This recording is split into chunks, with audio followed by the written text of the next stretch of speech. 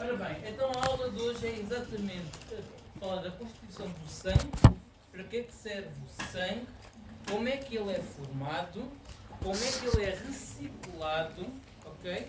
E algumas incompatibilidades que pode haver entre tipos sanguíneos, está bem? Primeiramente, funções. Quais são as funções do sangue? A primeira e primordial delas é o transporte.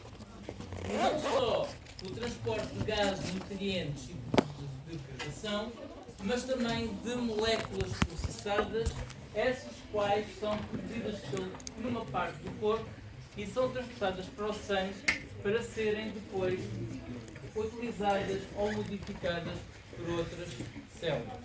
Também temos então o transporte de moléculas reguladoras e aqui estamos a falar do transporte de hormonas e de enzimas. Outras funções que o sangue pode ter. Temos então a manutenção da temperatura corporal.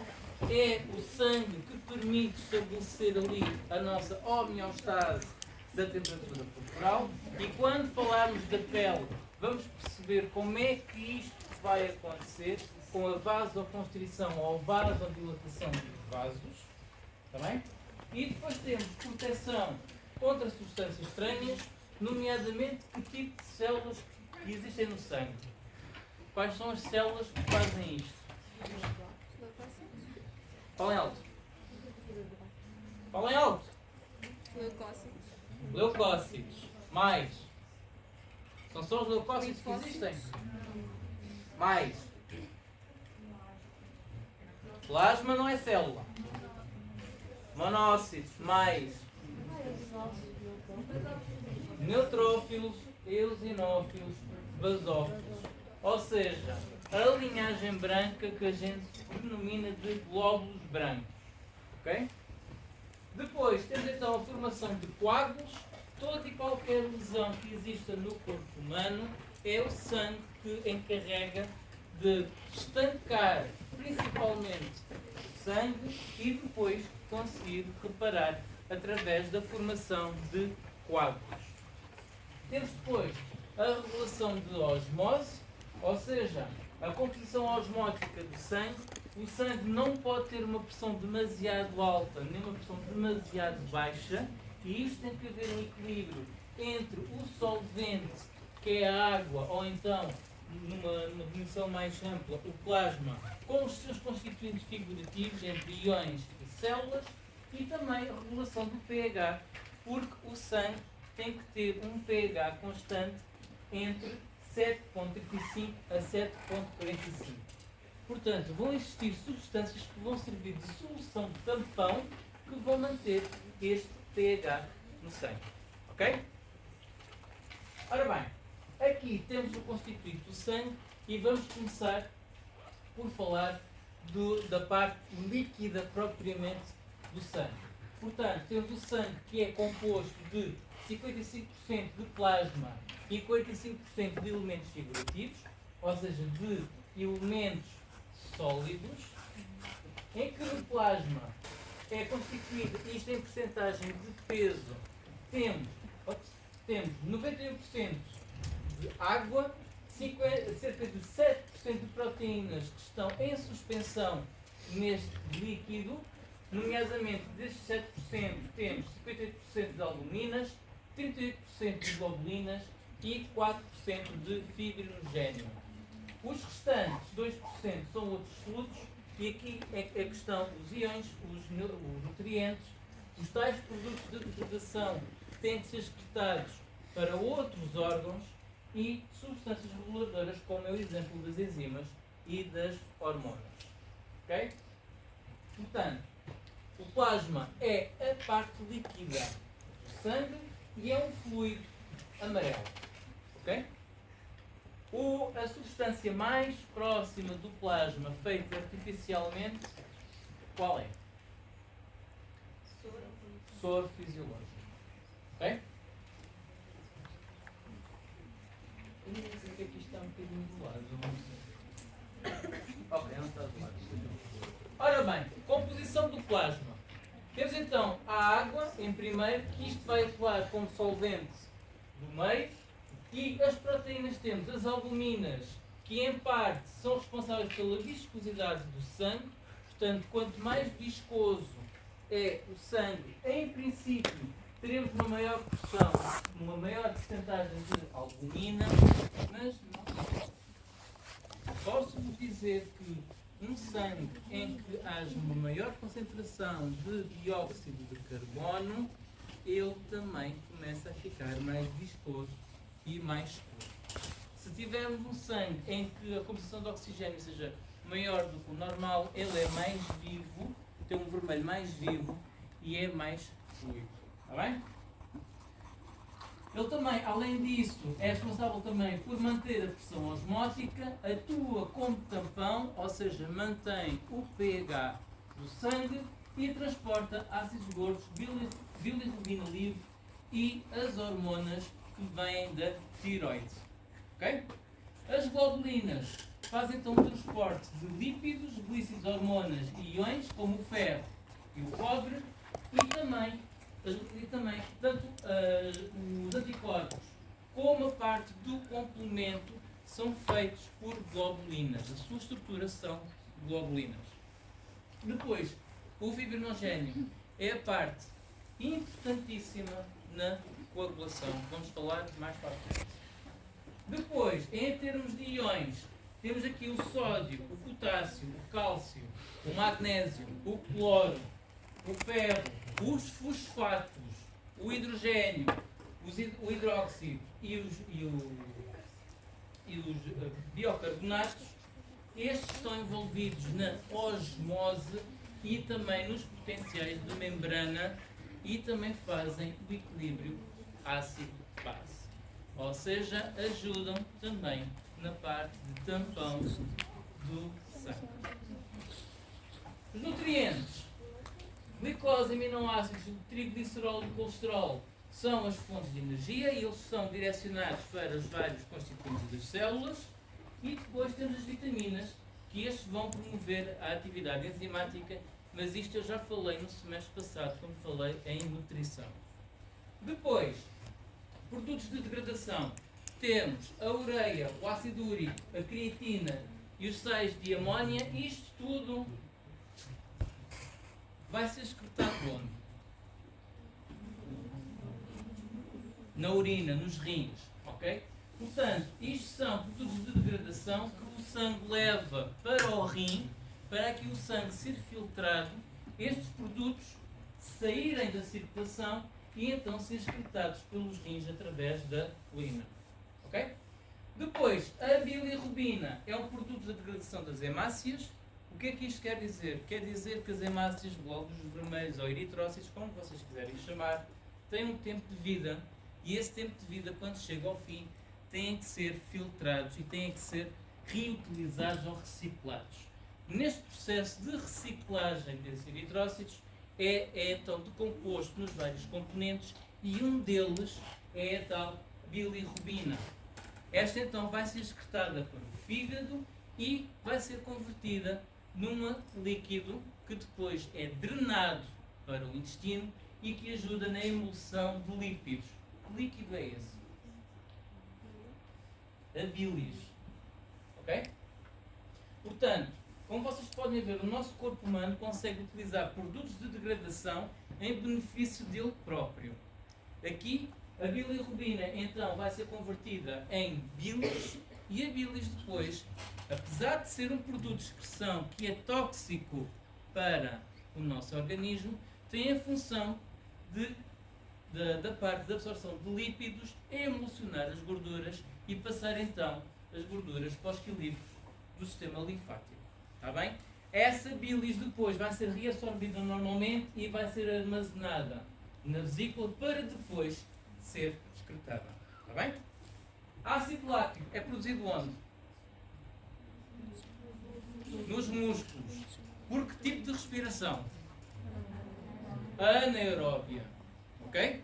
Portanto, este então vai ser excretado pelos músculos, em que depois vai ser reabsorvido no fígado e no fígado vai ser transformado em glicose. E eu já falei neste ciclo. Como é que se chama este ciclo? que eu até pedi no semestre passado para fazer um trabalho de casa e que ninguém fez.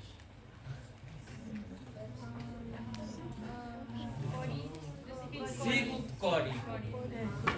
Ah, pois é. Pois é. Ora bem, no meio disto tudo, à parte dos sólidos, também temos gases. Nomeadamente o oxigênio, que é necessário para a respiração aeróbia. Para quê? Lembrem-se lá para que é que serve o oxigênio. Na respiração aeróbia havia uma parte em que a gente fala da mitocôndria e para o ácido pirúvico entrar, tinha que entrar a favor do gradiente de concentração do oxigênio. Ok? E esse oxigênio, o que é que vai servir para dentro da mitocôndria? Lembram-se de uma fase que chamam-se cadeia transportadora de eletrões? Em que transforma o NADH e o NADH2 e o FADH em ATP? Este oxigênio é utilizado por essas enzimas de conversão que vai oxidar e reduzir os íons H+, para converter o ADP em ATP. Portanto, é por isso que é necessário o oxigênio. Ok? Por lado contrário, ao fazer esta degradação, este oxigênio depois é convertido em dióxido de carbono e este dióxido de carbono tem que ser excretado para a célula e daqui vai pelo sangue e do sangue vai ser transportado até aos pulmões para que seja expirado para fora. Ok? Outro gás que temos em grande quantidade é o azoto, mas este é inerte. Não tem qualquer função nenhuma. Mas porquê que temos azoto no sangue se não tem função? Porquê é que temos?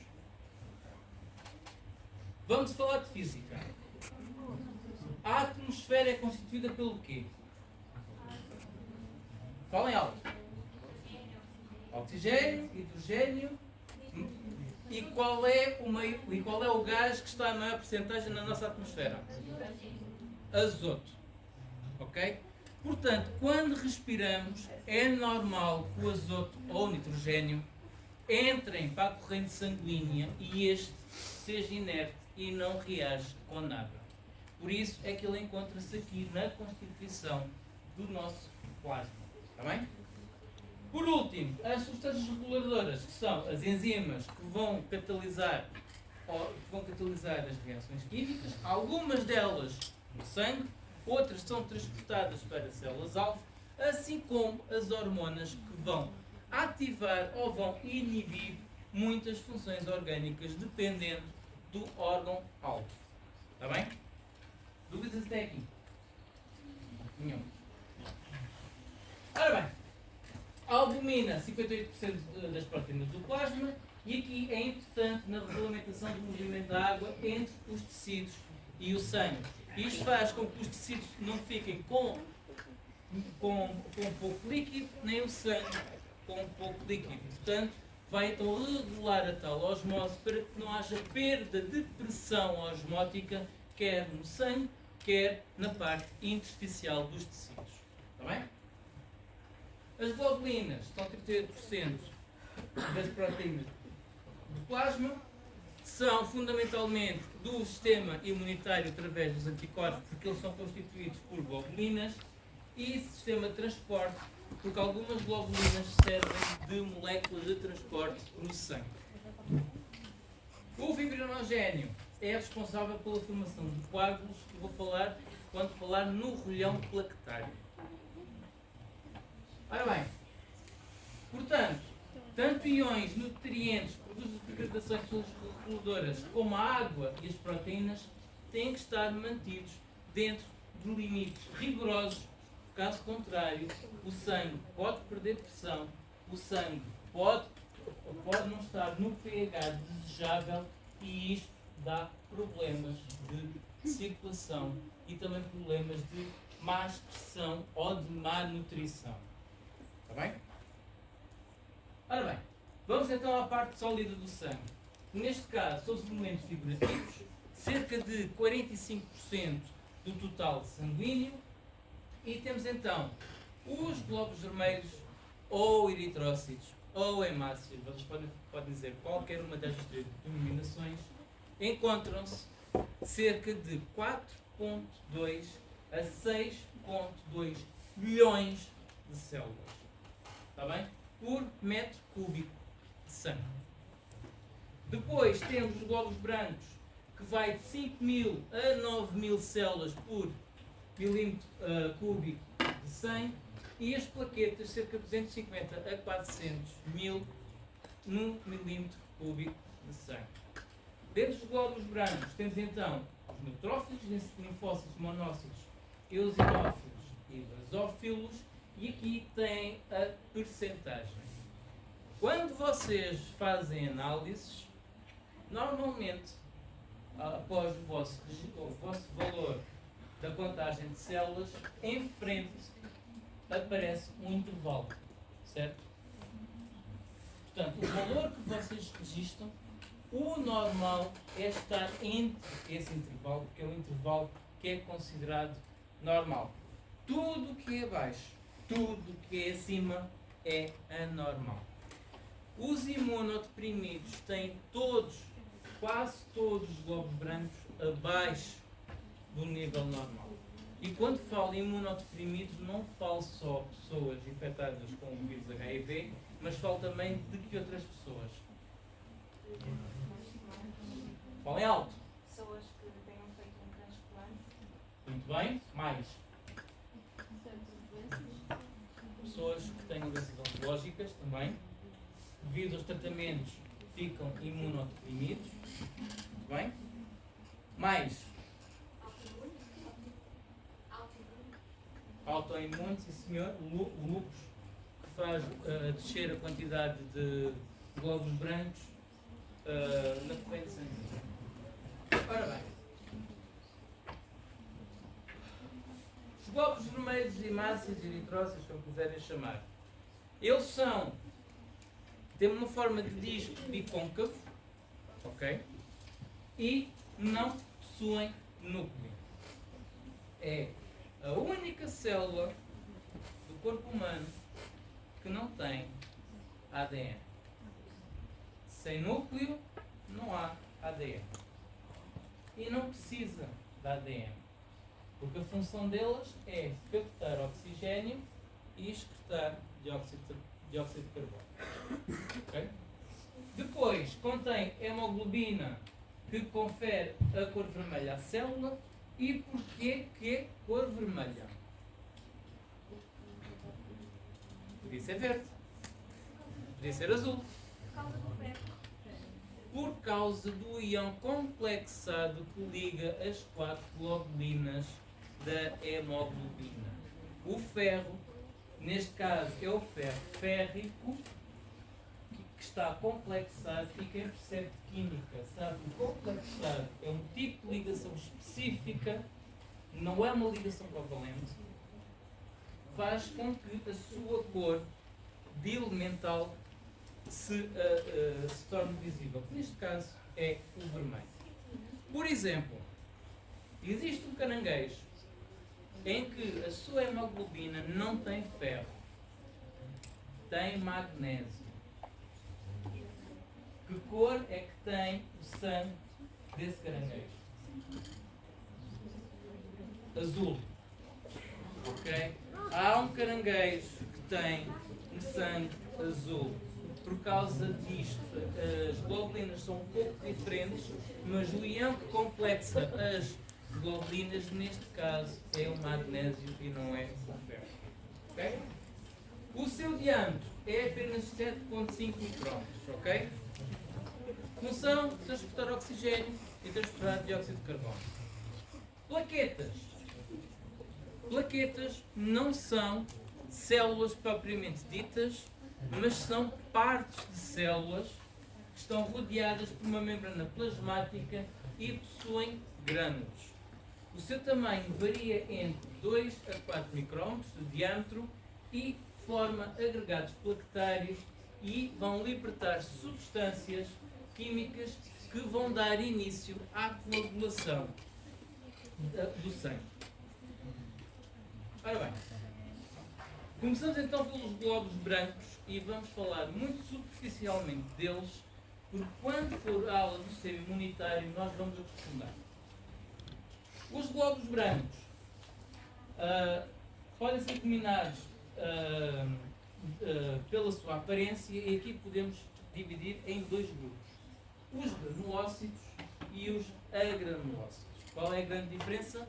Uns possuem grânulos no citoplasma, os outros não possuem. Okay? Normalmente, os granulócitos, o núcleo encontra-se lobado. E o que é um núcleo lobado?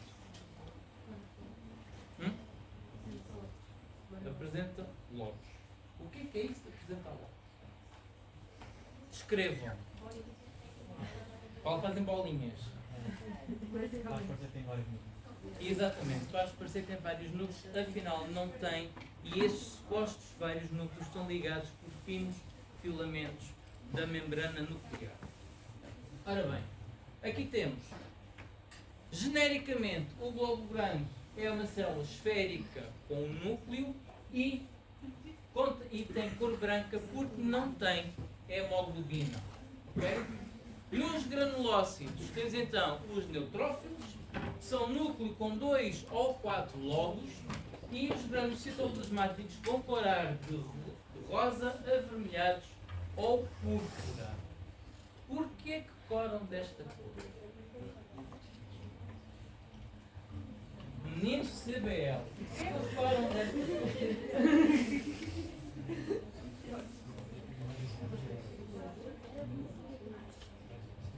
Qual é a coloração que vocês usam por rotina? Ora bem, ou isto cora com a hematoxilina ou isto cora com a eosina. Ok? Cor: rosado, avermelhado ou púrpura, e este púrpura é mais para o rosa, eosina. Porquê a eosina? O que é que a eosina cora? Cora substâncias ácidas. Okay? Ora bem, o tamanho do neutrófilo vai de 10 a 2 micrómetros de diâmetro e a sua principal função é fagocitar micro-organismos e outras substâncias que sejam nocivas. Pensamos então para os basófilos.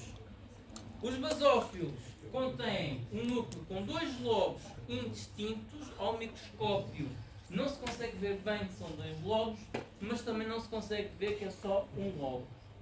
Quem é que já viu no microscópio? Quem é que já viu em citologia? Ninguém ainda teve citologia? Percebeu?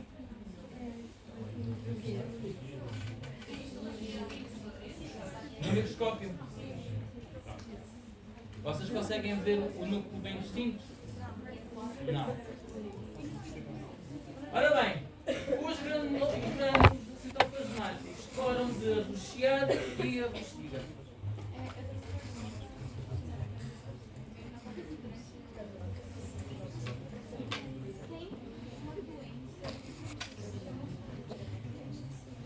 Sim.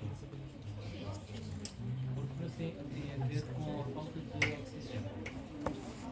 Tem a ver com isto. Estas colorações que isto apresenta é a coloração que vocês fazem na anatomia patológica. Isso não tem a ver com a coloração natural deles. Eles, naturalmente, são incolores porque não têm hemoglobina. Okay? Quando vocês preparam os fragmentos e passam pela coloração de rotina, eles sim, ao microscópio, depois vamos ver estas nuances de cor, que é próprio dos pigmentos da coloração.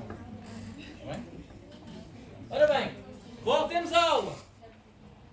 Grânulos citoplasmáticos coram de arroxeado e têm 10 a 12 micrómetros de diâmetro. Qual é a função dos basófilos? Nada mais, nada menos do que libertar histamina para provocar a inflamação. E o que é a inflamação?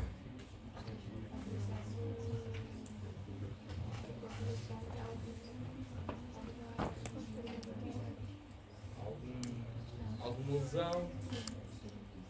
E o que é inflamação? O que é que acontece na inflamação?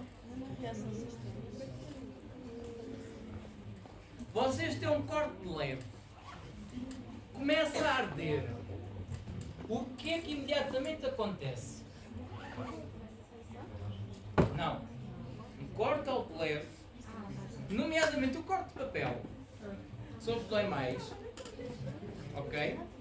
O que é que imediatamente acontece? Calor. Diga. Migração de linfócitos. Antes disso, os sintomas, disso, começa a arder, começa a ficar vermelho e fica inchado. Ou seja, isto é o processo de inflamação. Ok? Mais. O basófilo também vai ser importante porque também liberta heparina que vai evitar a formação de coágulos.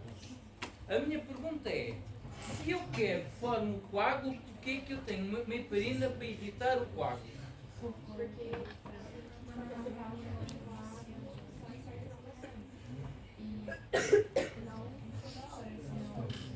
Se não, qual é o que é que pode originar? Uma trombose. Ok? Forma o coágulo, esse coágulo migra por toda a circulação até encontrar um vaso em que o seu diâmetro seja menor do que o diâmetro do coágulo. E o que é que isso faz? Faz com que o sangue não passe e tudo que fica ajusante disso, as células começam a entrar em necrose porque não têm nem oxigênio nem nutrientes e entram em processo autótrofo. Ok? Estávamos então no basófilo. Eosinófilo. O núcleo frequentemente é bilobase e os grânulos citoplasmáticos coram de alaranjado ou vermelho. Que outra coloração usam em que isto pode aparecer alaranjado? Nomeadamente as senhoras fazem.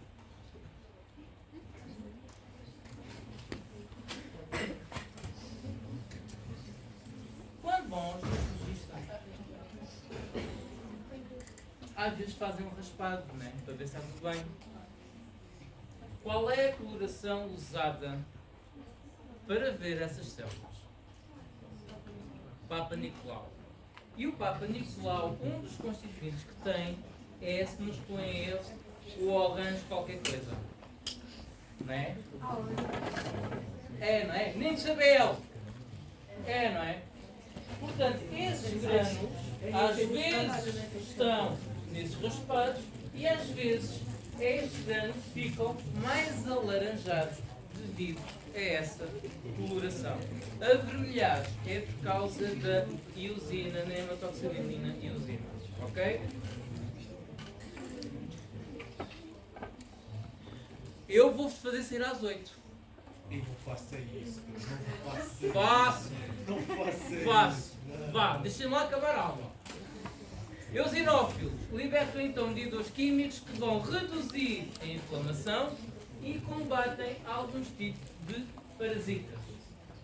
Os agranulócitos são aqueles que não possuem grânulos. Temos então os linfócitos, o núcleo é redondo e tem um pequeno citoplasma em volta do núcleo, formando um fino anel, em que o seu tamanho é de 6 a 14 micrômetros de diâmetro e produz anticorpos e outros mediadores químicos responsáveis pela destruição de micro-organismos. Estes também contribuem para as reações alérgicas e fazem o controle de tumores e a regulação do sistema imunitário. Os outros são os monócitos, que são as células maiores dos glóbulos brancos, têm um núcleo redondo, normalmente em forma de rim ou de ferradura e contém mais citoplasma. E aquilo vai de 12 a 20 micrômetros de diâmetro, está ali um 14 a mais. Esqueci-me de apagar. Ora bem, esta célula fagocítica é uma célula fagocítica do sangue, ou seja, ao sair do sangue, ele torna-se numa outra célula que são os macrófagos. Diferença entre monócitos Macrófago é a localização.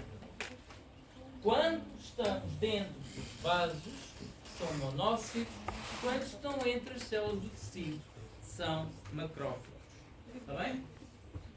Ora bem, eles fagocitam bactérias, células mortas, fragmentos de células e outros corpos estranhos existentes no tecido que não deveriam lá estar. Professor, qual é a diferença entre linfócito e monócito? Um linfócito e um monócito. Não era isso? Macrófago. Um linfócito. Aliás, vamos avançar um bocadinho na aula. Quantos tipos de linfócitos é que existem? B e T, muito bem. Dentro do B, quantos é que existem? Isso. Não vamos falar disso hoje. Não vamos falar disso hoje. Ora bem, os elementos figurativos são todos produzidos através de um processo que se chama hematopoiese. E a hematopoiese começa onde?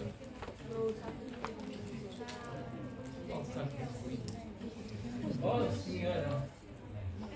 Semestre passado, na medula óssea, qual delas? Na vermelha, ok? A hematopoiese é a produção das células sanguíneas, começa no saco vitelino, mas também temos fígado, timo, baço, nódulos linfáticos e medula vermelha no embrião e no feto. Na parte adulta, só na óssea, na medula óssea vermelha. A medula óssea vermelha no adulto cinge-se apenas às costelas, externo, vértebras bacia, fémur proximal e húmero proximal. O que é que acontece aos outros ossos que têm a medula? A medula vermelha vai ser substituída por medula amarela. E a medula amarela é o quê? Gordura, lípidos. Está bem?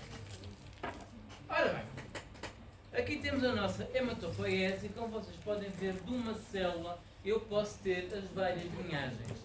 Neste caso tenho a linhagem vermelha, que é a linhagem que nos vai dar os eritrócitos. Temos depois esta linhagem, que é a linhagem que vai dar as plaquetas, e depois temos esta linhagem branca, que vai dar os nossos glóbulos brancos. Como vocês podem ver, vem apenas de uma célula que se vai diferenciando.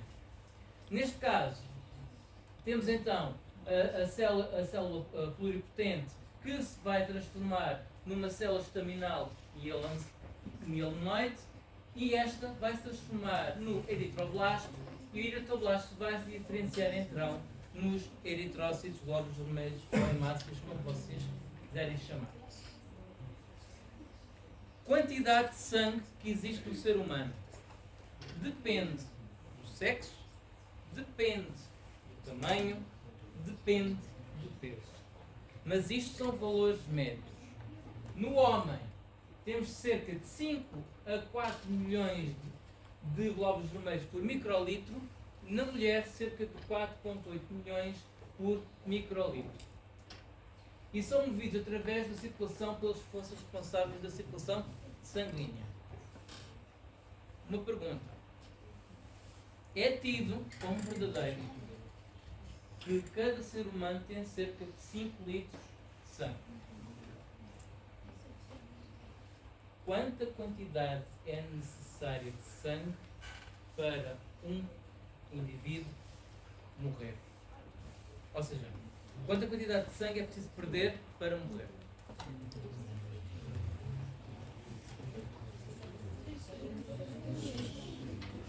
Estamos a falar em litros, vamos falar em quilos. Ora bem, fica com curiosidade que para entrar em choque hipovolémico, e o que é o choque hipovolémico? O choque hipovolémico é quando temos demasiado pouco sangue em circulação. Para entrar em choque hipovolémico mortal, o indivíduo tem que perder obrigatoriamente perto de 2 litros de sangue. E o perder 2 litros de sangue não quer dizer que seja para fora. Pode ser uma hemorragia interna. Está bem? Tive há pouco tempo, já que vocês são um bocadinho mórbidos, tive há pouco tempo uma autópsia que eu nunca tinha visto, e foi, para mim, foi uma surpresa. Foi o senhor que teve uma ruptura cardíaca. Com uma ruptura cardíaca, o que é uma ruptura cardíaca? O que é uma ruptura cardíaca? É uma ruptura do músculo cardíaco. Ou seja, pressupõe então que o coração continua a bombear e o sangue sai para essa ruptura e vai para o pericárdio. O pericárdio é o que envolve o coração, certo? O problema é que este senhor congenitamente não tinha pericárdio. Não tendo pericárdio, ele foi perdendo sangue e foi para a pleura esquerda. E ele foi bombeando sangue para a pleura esquerda. E posso dizer que da pleura esquerda eu consegui tirar à concha 3 litros de sangue. Ok? Portanto, estava mais do que ali a causa de morte do senhor. Ruptura do músculo cardíaco por infarto e depois teve então este choque hipovolémico que foi acumulado na pleura esquerda que levou a 2 litros e 800 ml, não sou eu. Ora bem, como eu estava a dizer, os glóbulos vermelhos são discos bicontos. Portanto, temos então a pressão periférica é muito mais espessa do que a pressão central. E isto é para quê? Para aumentar a superfície de contacto. Aumentando a superfície de contacto, aumenta então a velocidade de troca gasosa. Ok? Permite ainda que este, como tem esta flexibilidade, eles se dobrem nos capilares mais pequenos, permitindo então entrar nos capilares mais pequenos e permite então a sua passagem. Durante a sua maturação, eles perdem o núcleo e quase todos os organelos. Portanto, se perdem o núcleo e quase todos os organelos, são as únicas células que não têm ADN do nosso corpo. E se não tem ADN do nosso corpo, porque é que nos testes de paternidade exigem sangue? Ei! Está a cagar isto. Porquê? Que outras células existem no sangue? Os glóbulos brancos. Os glóbulos brancos têm núcleo. Ok? Ah, pois é. Ora bem, a hemoglobina então dá a cor vermelha e os outros componentes, e tem mais componentes que são ATP e enzima da anidrase carbónica, que vai ser importante para quê? Alguém sabe me dizer?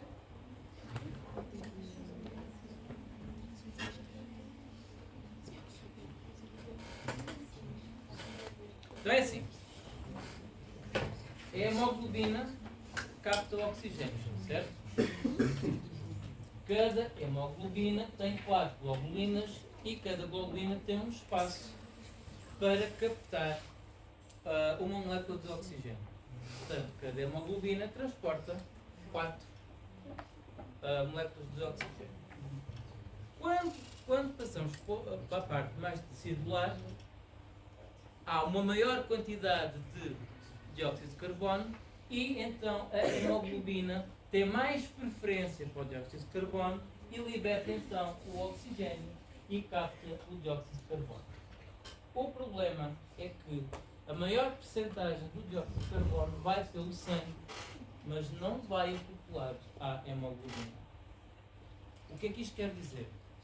Quer dizer que o dióxido de carbono, quando entra para a hemácia, esta enzima anidrase carbónica vai dissolvê-lo, vai transformá-lo em bicarbonato e ele vai então, ele sai da hemácia e vai pelo sangue através do íon bicarbonato.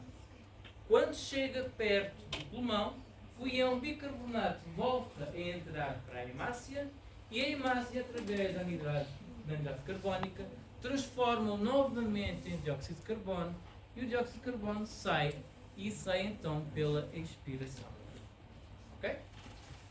Ora bem, como eu estava a dizer, o transporte de oxigênio 98% e meio é pela hemoglobina, 1,5% é dissolvido no plasma. Já o transporte de dióxido de carbono não é bem assim. Temos então 7% dissolvido no plasma, 23% em proteínas do sangue e então os tais bicarbonatos em 70% no sangue. Ok? E aqui está aquilo que eu gostava de dizer. Portanto, isto temos aqui o tecido, isto temos aqui o alvéolo pulmonar. O dióxido de carbono então entra para dentro do nosso capilar, em que 7% fica dissolvido no plasma e o resto entra para a hemoglobina e desta hemoglobina apenas 23%. Aliás, deste dióxido de carbono, cerca de 23% se liga à hemoglobina e o resto é convertido então em bicarbonato e sai para o plasma. Quando chegamos aqui na parte do pulmão, dá-se o reverso.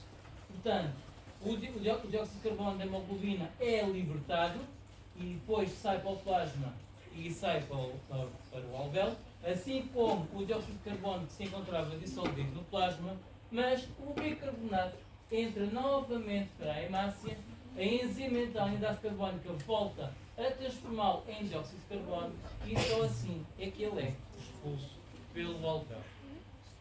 Dúvidas? Não temos? Boa, posso ver essa pergunta na frequência.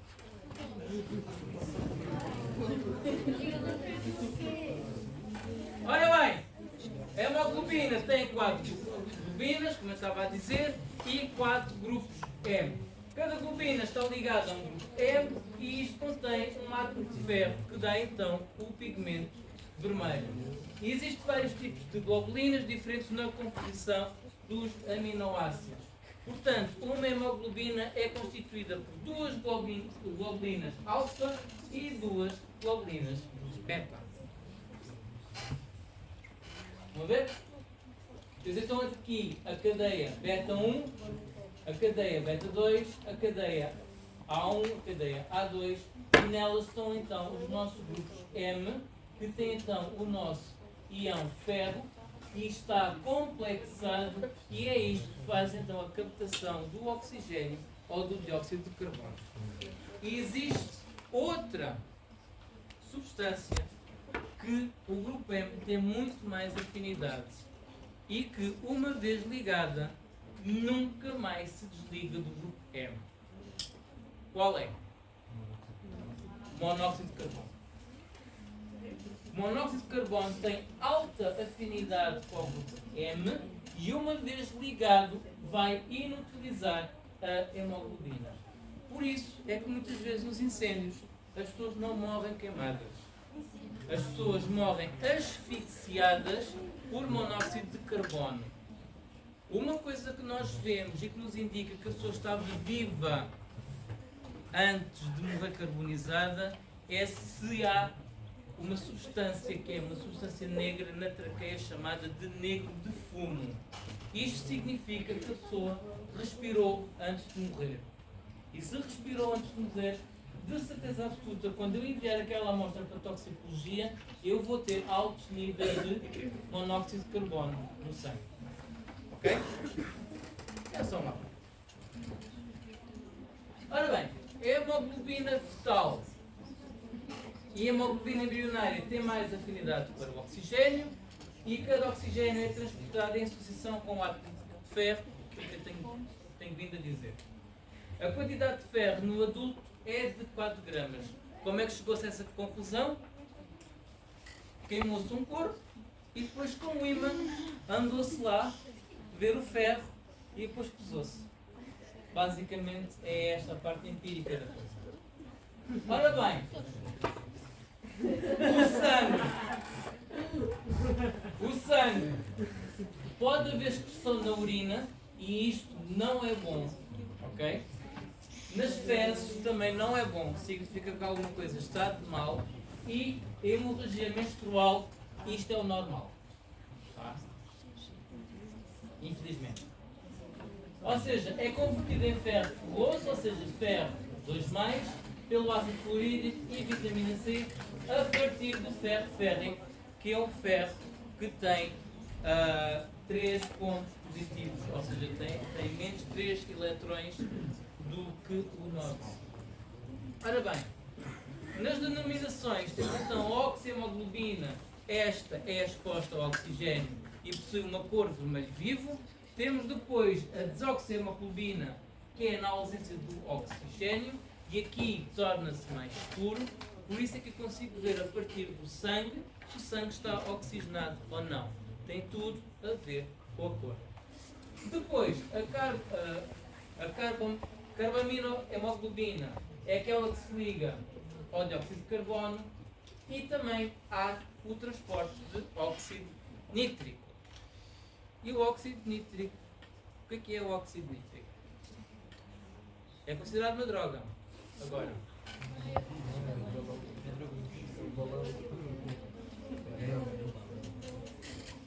É usado nos dentistas.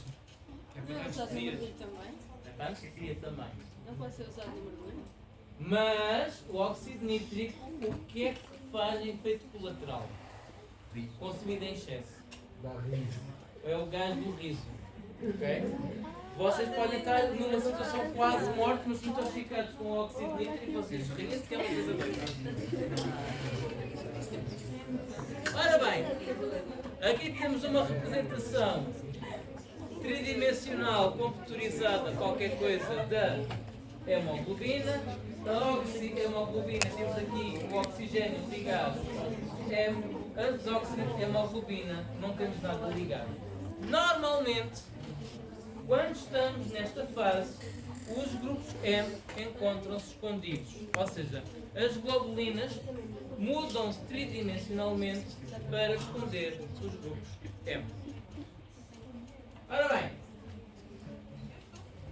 a eritropoiese, que é a formação dos glóbulos vermelhos, tem a duração de cerca de 4 dias e é necessário de folato de vitamina B12 e ferro.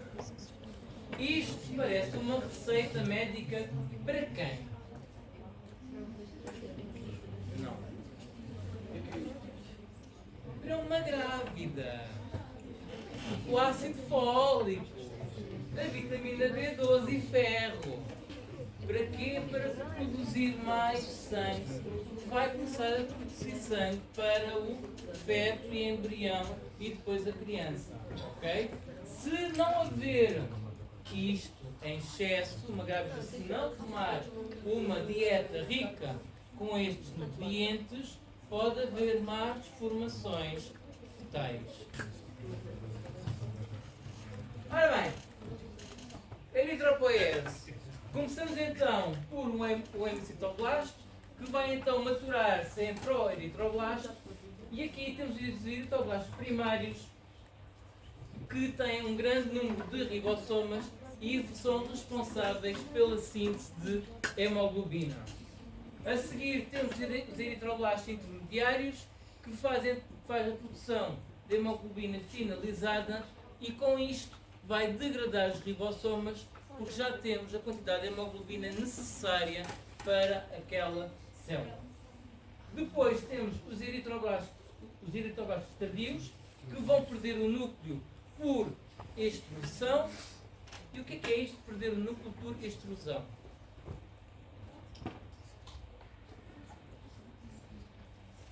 Pura e simplesmente expulsam o núcleo da célula. Ok? Por último, temos os reticulócitos, que são os tais eritrócitos imaturos, são libertados para a circulação sanguínea, e só depois de 1 a 2 dias estas hemácias é que amadurecem e começam então a fazer o transporte do oxigênio e do dióxido de carbono. Portanto, isto tudo leva 4 dias. Portanto, se eu perder uma grande quantidade de sangue, o que é necessário? Qual transplante, senhora? Basta apenas levar sangue, não é preciso transplante. Coisas tão dramáticas. Vai-se ao hospital e leva sangue para repor rapidamente. Porque se for naturalmente vai levar 4 dias e eu posso perder uma quantidade de sangue tal que nesses 4 dias eu posso não recuperar. Ok? Ora bem, isto tudo funciona em homeostase, como é natural. Portanto, há a formação de mais células sanguíneas quando temos níveis de oxigênio baixos. Se temos níveis de oxigênio baixos, então temos que ter mais glóbulos vermelhos em circulação para captar toda e qualquer molécula de oxigênio que entre para a corrente sanguínea. Nomeadamente, e tendo isto como premissa baixos níveis de oxigênio, quem é que tem mais hemoglobinas? Uma pessoa que se encontra na costa ou uma pessoa que se encontra, por exemplo, no pico da Serra da Estrela? Porquê? Porque o ar é mais rarefeito, tem menos oxigênio. Isto, em termos de rendimento esportivo, o que é que significa? Muito mais baixo. É mais complicado fazer desporto nessas alturas. Portanto, normalmente, quando são os Jogos Olímpicos, os atletas procuram países em que a altitude seja maior para produzir mais células sanguíneas para depois poderem competir com maior rendimento. Ok? Portanto, uma pessoa como eu, se for à Serra da Estrela e estiver a fazer uma caminhada, muito provavelmente eu vou morrer lá em cima exausto. Não vou ter oxigênio. Mas uma pessoa de lá que venha para cá e corra uma maratona está na boa, tem sangue para dar e vender e recebe todo o oxigênio e não tem exaustão de oxigênio. Está bem? A eritropoetina, eu sempre gostei muito deste nome. Porque eu quando estava na faculdade, eu jurei que se eu tivesse uma filha, iria pôr o nome de Eritropoetina Maria. Eu acho que é lindo. Mais uma coisa de eritropoetina. A eritropoetina, então, aumenta o número dos proeritroblastos e vai diminuir o tempo de maturação. Portanto, na ausência de oxigênio, esta eritropoetina também vai aumentar e isto faz diminuir, então, o tempo de maturação e, em vez de 4 dias, passamos a ter hemácias maduras em 2 dias, por exemplo. Está bem? Ora bem, como é que isso está? Aqui temos a diminuição do oxigênio circundante que é captado pelo rim. O rim apercebe-se disto e produz então eritropoetina. A eritropoetina então vai até à medula óssea e faz com que haja o aumento da produção de glóbulos vermelhos e também a diminuição do tempo de maturação dos glóbulos vermelhos. E então isto faz com que haja um aumento de glóbulos vermelhos que faz uma maior captação do oxigênio e então repõe-se os níveis séricos de oxigênio do sangue que era suposto, o que faz com que depois o rim capte que haja um aumento de oxigênio e pare de produzir eritropoetina. Mais uma vez, um feedback negativo. Ok? Ora bem, os glóbulos vermelhos permanecem em circulação cerca de 120 dias nos homens e 110 dias nas mulheres. E dá-se hemólise. E o que é hemólise? É a ruptura do glóbulo vermelho seguida da libertação de hemoglobina. Isto tudo depois vai ser captado onde? Qual é o órgão responsável pela reciclagem dos glóbulos vermelhos? É o baço, sim. Ora bem, portanto, temos então os glóbulos vermelhos que já estão em final de vida, que são fagocitados pelos macrófagos, e aqui os macrófagos fazem a hemólise da hemoglobina e da hemácia e pegam na hemoglobina e dividem em globulinas e M. O grupo M então é então dividido em biliverdina e em ferro.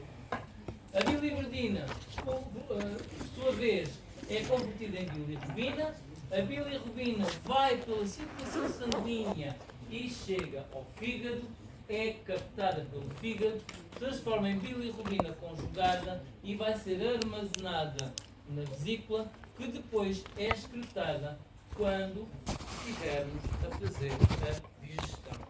Quando o bolo alimentar passa do estômago para o duodeno, é quando a nossa vesícula aperta-se e sai toda a bilis que está lá. Como é que nós sabemos, numa autópsia, se uma pessoa estava em jejum ou não?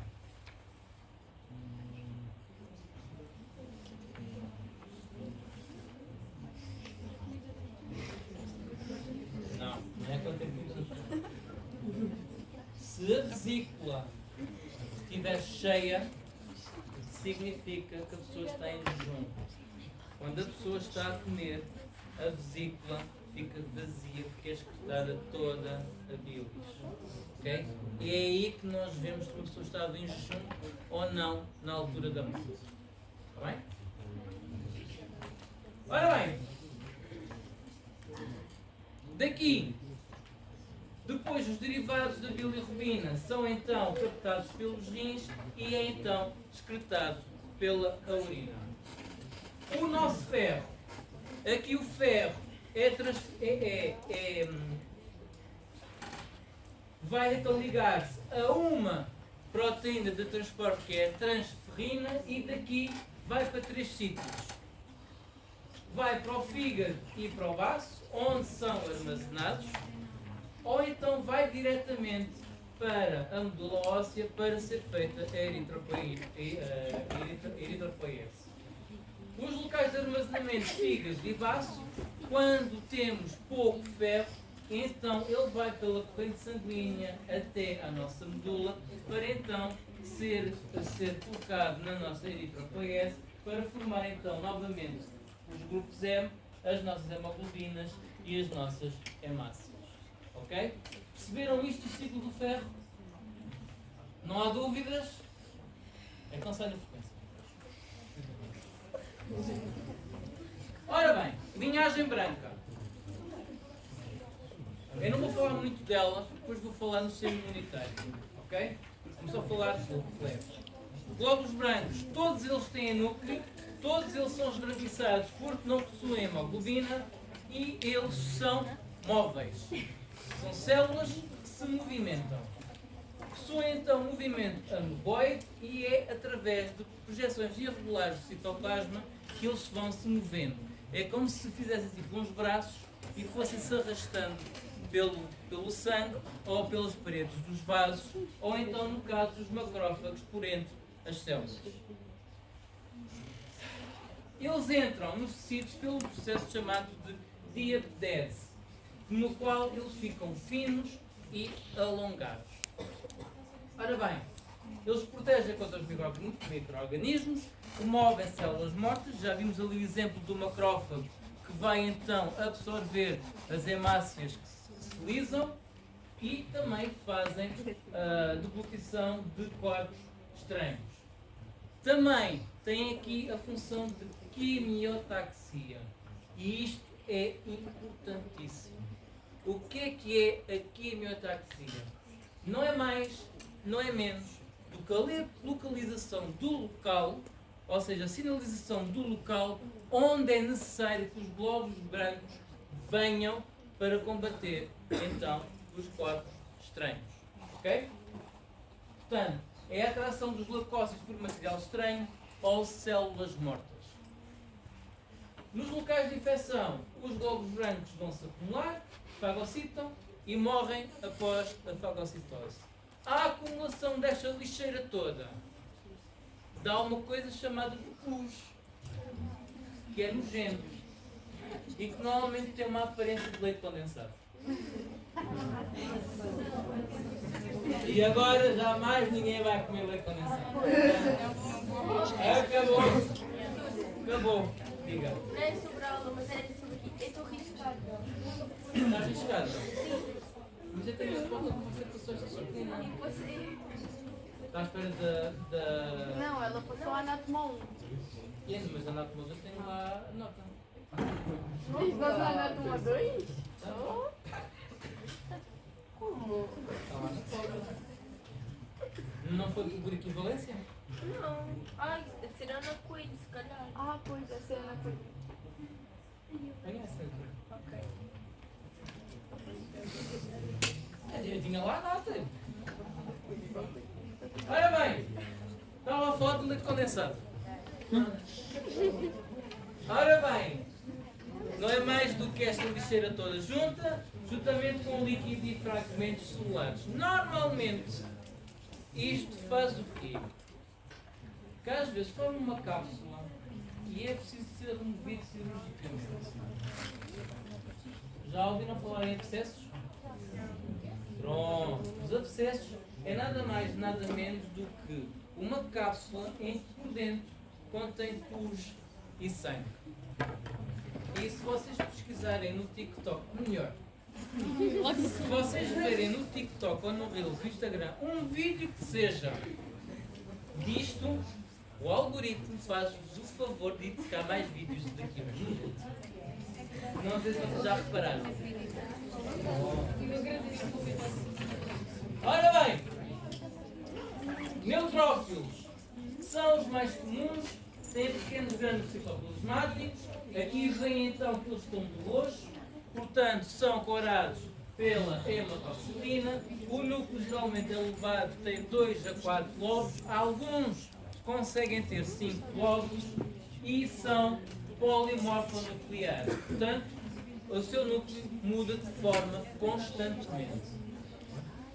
Permanecem na circulação cerca de 10 a 12 horas, migram para tecidos onde se tornam móveis, daqui fagocitose bactérias e complexo antigênio anticorpo e corpos estranhos e, por último, segregam lisozimas que fazem então a degradação celular. Portanto, tem uma sobrevida após isto tudo de 1 a 2 dias. Os eosinófilos contêm glândulos vermelhos, portanto são corados a resina. São mais comuns nos tecidos onde se encadeiam reações alérgicas e estão aumentados em pessoas com alergias. O que é que acontece, por exemplo, a uma pessoa que é alérgica a camarão e sem saber beija na boca outra pessoa que tenha acabado de comer camarão? Começa com uma reação alérgica enorme que pode levar a um choque anafilático. O que é um choque anafilático? O que é um choque anafilático? É a inflamação da glote de tal maneira que o ar não passa para a traqueia. Ok? E começa então o processo de asfixiação. Ora bem, entram nos tecidos durante a reação inflamatória e produzem enzimas que vão destruir mediadores inflamatórios químicos como a histamina e vão atacar certos parasitas. Os basófilos são menos comuns, têm papel importante em reações alérgicas e inflamatórias, não tão importante como os eosinófilos, e contém histamina que faz aumentar a inflamação. Enquanto que os eosinófilos produzem enzimas que vão destruir a histamina, os basófilos produzem histamina. Portanto, nesta parte, eles são antagónicos em termos de função. Ora bem, libertam também heparina que vai inibir a coagulação. Monócitos são os maiores glóbulos brancos, nem circulação duram cerca de 3 dias e transformam-se em macrófagos a partir do momento que entram nos tecidos. Basicamente, são a mesma célula, têm denominações diferentes em relação ao local onde se encontram. Fagocidam bactérias, células mortas e outros detritos e estão aumentados nas doenças crónicas. Os macrófagos decompõem substâncias fagocidadas que vão apresentar aos linfócitos e é assim que os linfócitos ficam ativados. Basicamente, estes são os nossos polícias do nosso corpo. Eles captam o ladrão e vão até ao tribunal apresentá-los ao juiz, que são os linfócitos. A partir daí, os linfócitos são ativados e tomam medidas para combater estes ladrões. Ok? Basicamente é isto. Linfócitos são mais comuns. Citoplasma é apenas um fino anel que está em volta do núcleo, tem origem na medula óssea e vão migrar para tecidos linfáticos, onde proliferam e produzem mais linfócitos. Linfócito B vai maturar onde?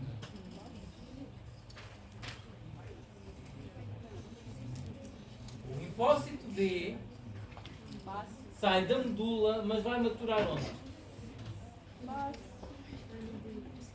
No osso. B vem de bone, não vem de baço.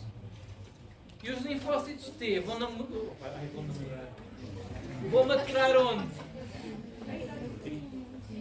No timo. Ok?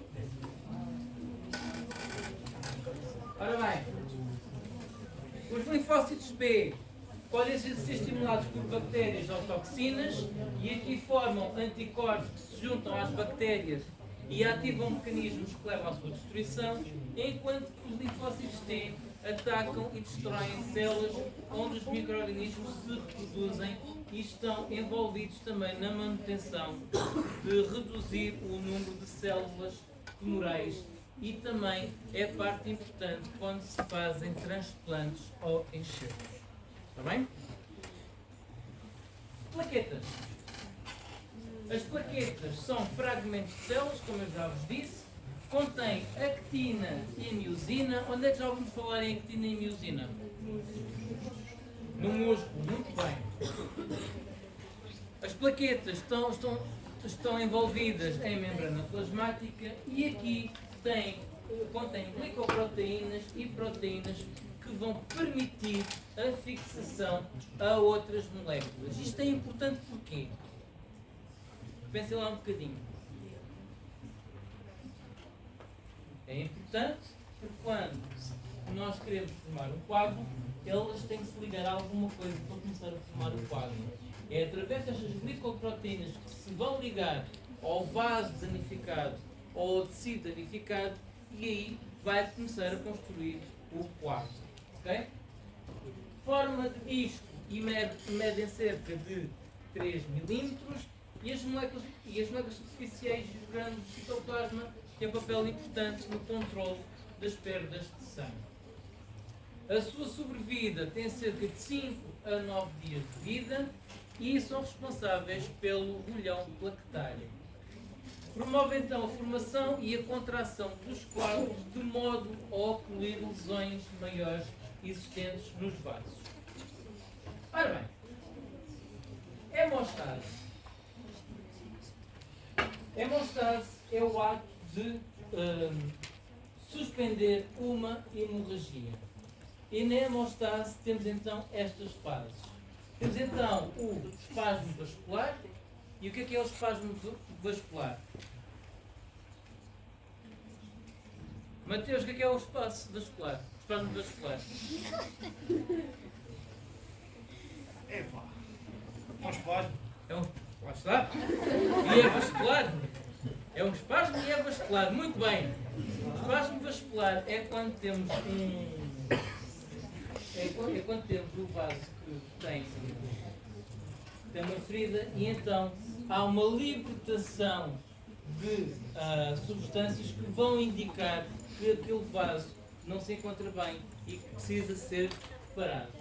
A partir daqui dá-se então a agregação plaquetária, a agregação plaquetária dá-se então a coagulação, depois temos formas de controlar a forma desse coágulo para que o coágulo não seja excessivo, seja apenas aquele, dá-se então a reparação tecidular e depois, quando o tecido está reparado, dá-se então a retração e a dissolução do coágulo. Ora bem, o espasmo vascular dá-se então um encerramento temporário e imediato no vaso sanguíneo, mas é libertar então substâncias e é mediado pelo sistema nervoso e por agentes químicos, nomeadamente os tromboxanos e a endotoxina. Ora, formação do rolhão plaquetário. Isto sai na frequência.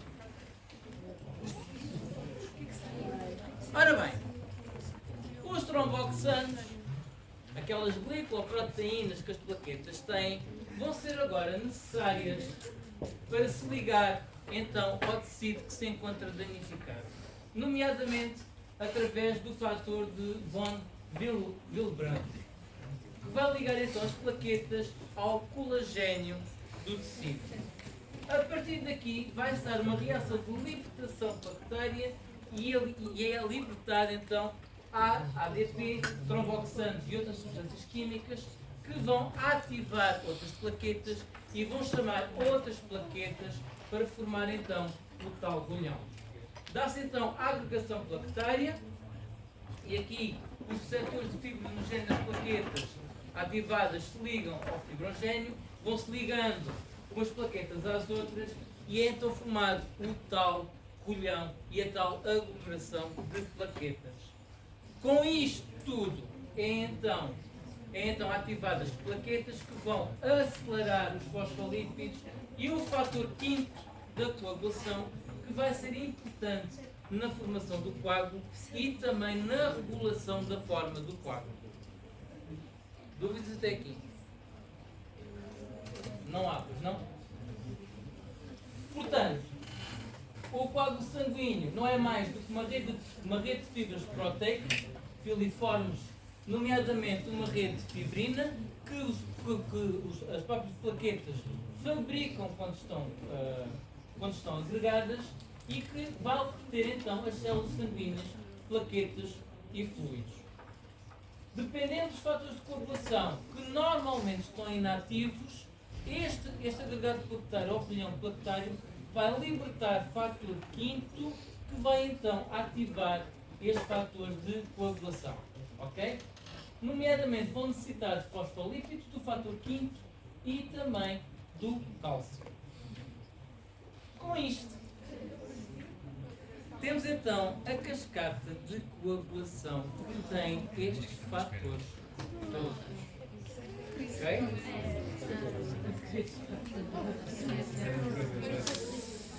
Ora bem, temos então os fatores de coagulação. Temos do primeiro ao 13º, temos o nome que ele tem. Eu não preciso que vocês saibam, eu só preciso que vocês saibam como é que isto funciona. Ok?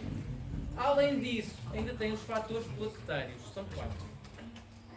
À parte disso, vocês podem ver isto em casa e complementem o estudo da formação do coágulo com isto. Eu não vou perguntar especificamente qual fator, eu quero que vocês percebam como é que se dá então a coagulação. A coagulação tem 3 fases. Tem então a fase 1, que é a formação da protrombinase, a fase 2, que é a conversão da protrombina em trombina por ação da protrombinase, e a terceira fase é então a conversão do fibrogênio solúvel em fibrina insolúvel, que dá-se por ação da protrombina. Ou seja, forma-se a enzima, transforma-se a protrombina em trombina e depois o fibrogênio solúvel em fibrogênio insolúvel através desta trombina e protrombina. Ok? Dependendo da formação da protrombinase, temos então 2 vias. Temos a via extrínseca e a via intrínseca. A via extrínseca é desencadeada por fatores químicos exteriores ao sangue, nomeadamente quando temos alguma lesão no tecido. Está bem? Tudo o que é tecido é via extrínseca. Tudo o que é lesão de vaso é via intrínseca. Ok? Ora bem, a cascata de coagulação. Temos então aqui à vossa esquerda a via extrínseca e à vossa direita a via intrínseca. Se vocês repararem, só a fase 1 é que elas são distintas. A partir da fase 2, elas seguem a mesma cascata. Portanto, na fase 1, os tecidos ou os vasos sanguíneos danificados ativam fatores de coagulação, que por ser turno vão ativar os fatores de coagulação, que vão conduzir então à produção de protrombinase. Na fase 2, a protrombina é ativada pela protrombinase, que vai formar a trombina, e por último, na fase 3, o fibrinogénio é ativado pela trombina para formar a fibrina, a qual forma o coágulo. Ok? Por isto, por ter tantos fatores e é desencadeado em cadeia, é isto que chama-se cascata de coagulação. Como todos estes fatores, ou quase todos, são produzidos no fígado, peço que tenham contenção na noite de hoje. Porque se o fígado falhar, vocês têm estes fatores todos falhados e depois têm problemas na coagulação. Está bem? Está bem? Ora bem, a via intrínseca então da coagulação é estimulada pela tromboplastina, que é libertada pelo tecido lesado, e a via intrínseca é iniciada quando temos o fator 12º inativo que se vai ativar. Este fator 12º encontra-se no sangue. A ativação das vias intrínsecas e extrínsecas resulta na produção do fator 10, que é ativado, e o fator 10 ativado vai ativar o fator 5, os fosfolípidos e o cálcio, e formam então a protrombinase. A protrombinase converte a protrombina em trombina, e a trombina converte o fibrogénio em fibrina. E aqui dá-se o coágulo. A trombina vai então ativar também fatores da coagulação, que vai promover a formação do coágulo e vai estabilizando o coágulo de fibrina, de tal modo que não seja excessivo. Ok? Agora, anticoagulantes que existem no sangue. Temos então a antitrombina, que esta é produzida no fígado e vai inativar a trombina, e com isto inativa a conversão do fibrinogénio em fibrina. Faz com que não haja formação de mais coágulo.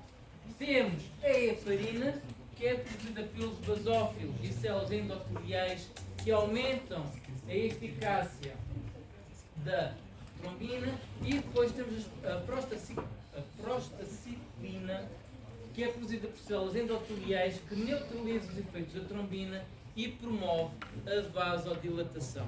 Se promove a vasodilatação, os vasos aumentam de diâmetro e então provoca que haja uma diluição da tal trombina para que não haja mais coágulo.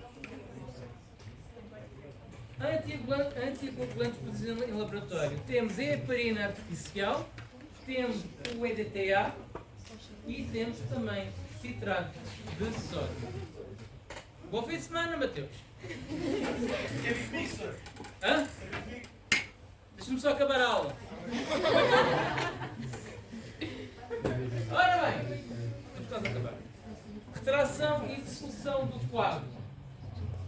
A contração das tensões das plaquetas que se ligam à fibrina faz com que se puxe e que vai ligando então o tecido. A retração do coágulo com liquefação do soroplasma é quando começa a criar a crosta.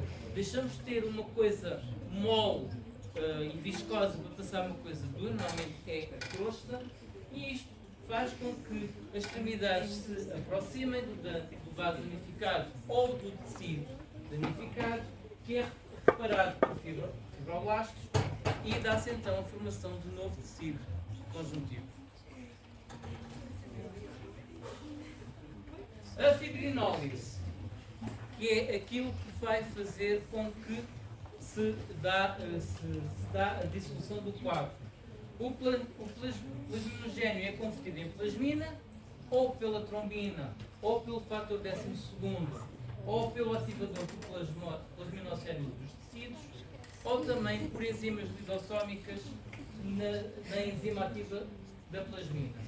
Faz com que o plasminogénio então se transforme em plasmina, e a plasmina então vai então cortar a fibrina, destruir a fibrina, e isto faz com que haja então a dissolução do coágulo.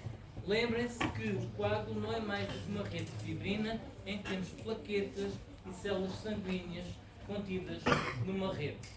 Ok? Ora bem, grupos sanguíneos. Nem todo o sangue é igual. Eu não posso dar sangue a nenhum de vocês sem saber se sou compatível ou não. Está bem? Portanto, transfusão de sangue é transferência de sangue ou de componentes de sangue de uma pessoa para a outra. Temos então a infusão, que é a introdução de outro líquido que não o sangue. E temos então o dador, que é aquele que doa o sangue, e o receptor, que é aquele que recebe o sangue. Ok? Na superfície dos glóbulos vermelhos existem antigénios. E são estes antigénios que vão denominar qual o tipo sanguíneo que a pessoa tem. O plasma. Temos então anticorpos, que são específicos. O que é que isto me diz? Se na superfície dos glóbulos vermelhos tem antigénio e no plasma tem anticorpos, estes anticorpos não podem reagir com os antigénios. Não é? Porque senão vamos ter aglutinação das células e isto faz com que o sangue não seja viável e isto resulte em morte. Portanto, se antigénios forem compatíveis com anticorpos, a transfusão que eu levo pode levar à minha morte. Ok? Dá-se então a hemólise do sangue. Ora bem, a bem da verdade, não há só 4 grupos sanguíneos, há cerca de 35 grupos sanguíneos, uns mais raros do que os outros. Mas para nós, o que nos interessa atualmente é o grupo AB0 e o grupo Rhesus. Está bem?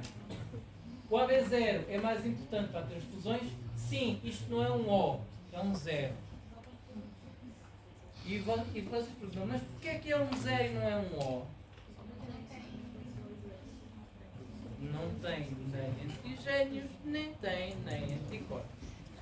Portanto, é 0. E o grupo Rhesus, que é o mais importante também para as transfusões, e nomeadamente para as gravidezes. Ora bem, como vocês sabem, há 4 grupos sanguíneos. Temos o grupo A, temos o grupo B, temos o grupo AB e temos o grupo O, que o correto seria o grupo 0. Portanto, o grupo A é aquele que tem antigénios tipo A na superfície das hemácias. O grupo B, antigénios B na superfície das hemácias. A B tem os dois tipos. E depois o grupo 0 não tem nenhum antigénio. Okay?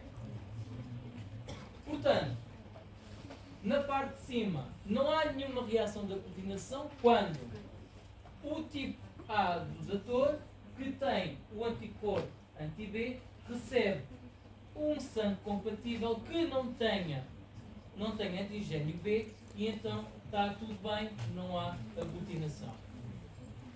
O que aconteceu?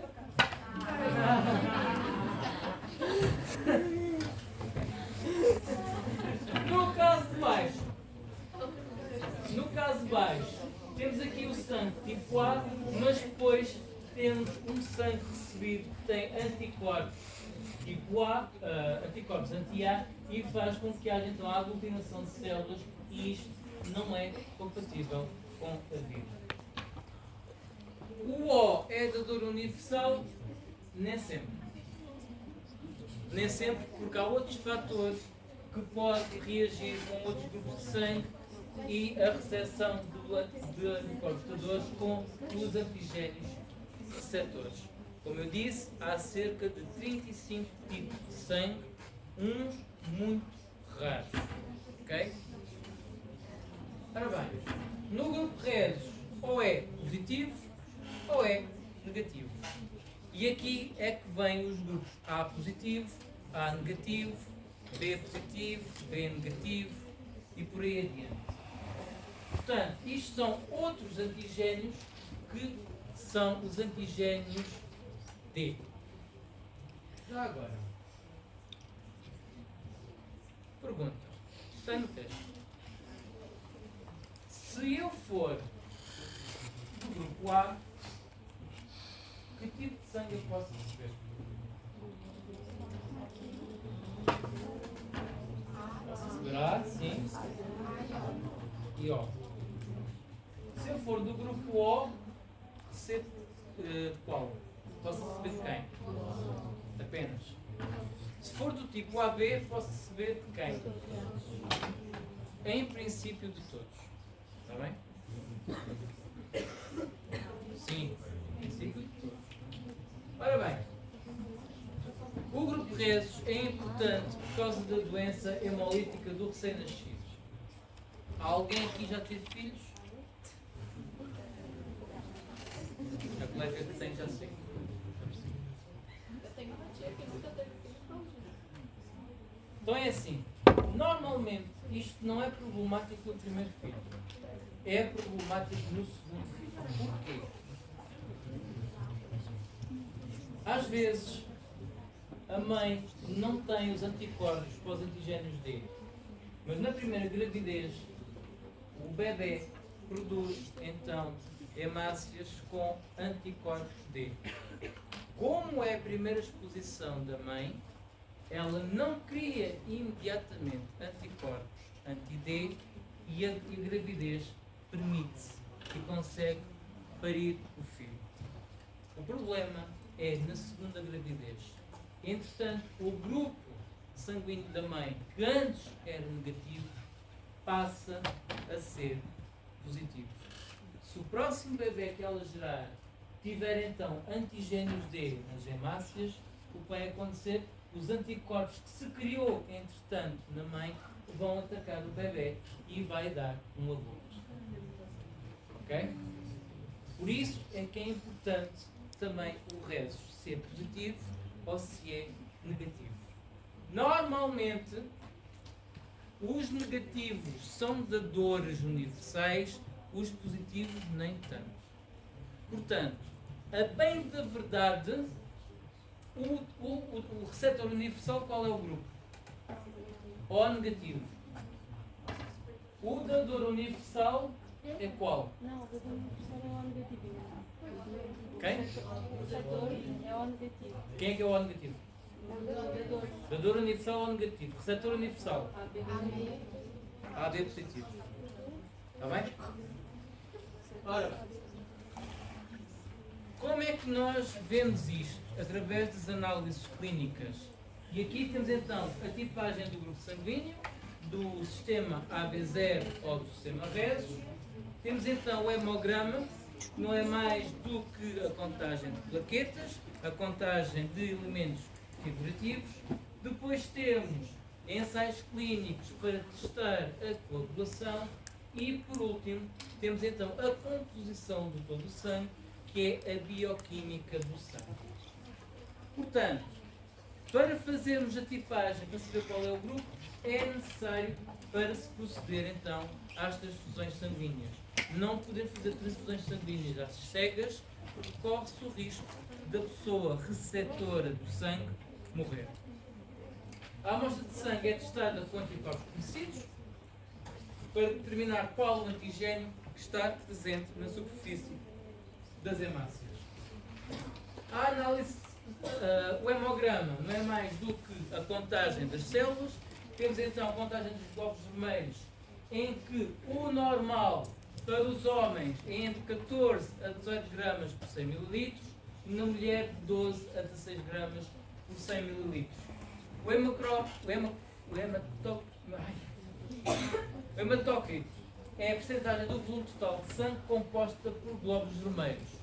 Os intervalos saudáveis no homem de 40 a 54%, na mulher de 38 a 47%. O leucograma, que é o número total de glóbulos brancos, deve situar-se entre 5.000 a 10.000 por microlitro e a forma leucocitária é esta. Os neutrófilos devem estar entre 60% a 70%, os linfócitos entre 20% a 30%, os monócitos entre 2 a 8%, os eosinófilos entre 1 a 4% e os basófilos entre meio a 1%. Ok? Na coagulação, temos aqui então a contagem das plaquetas e o número normal deles deve ser entre 250 mil a 400 mil plaquetas por microlitro. Aqui também faço o estudo do tempo da protrombina, que vai determinar o tempo necessário para iniciar a coagulação, que deve levar de 9 a 12 segundos. Se isto for demasiado tempo, ou seja, passar mais de 12 segundos, o que é que pode acontecer? Uma hemorragia que não é estancada. Okay? E qual é a doença que faz com que as plaquetas não sejam eficazes? Que normalmente era uma doença que os reis tinham. Os hemofílicos. Os hemofílicos têm um problema na formação de plaquetas e isso foi porque geração em geração das famílias reais se casavam com membros da própria família e isso originou então a doença hemofílica e isso a pessoa não pode sofrer nenhum trauma, nenhum traumatismo, nenhum corte, porque pode sofrer uma grande perda de sangue porque não há a formação do coágulo a tempo. Está bem? Ora bem, por último, a bioquímica do sangue não é mais do que a composição do material dissolvido no sangue, ou que se encontra em suspensão no plasma, e aqui vai ser então avaliar o funcionamento e estado dos sistemas do organismo. Aqui também se pode ver que tipo de alimentação a pessoa pode ter. Eu acho que em dietética e nutrição já falaram sobre isso, certo? Que a partir da análise do sangue, vocês conseguem ver mais ou menos que tipo de nutrientes é que a pessoa necessita. Por isso, bom fim de semana, divirtam-se, estejam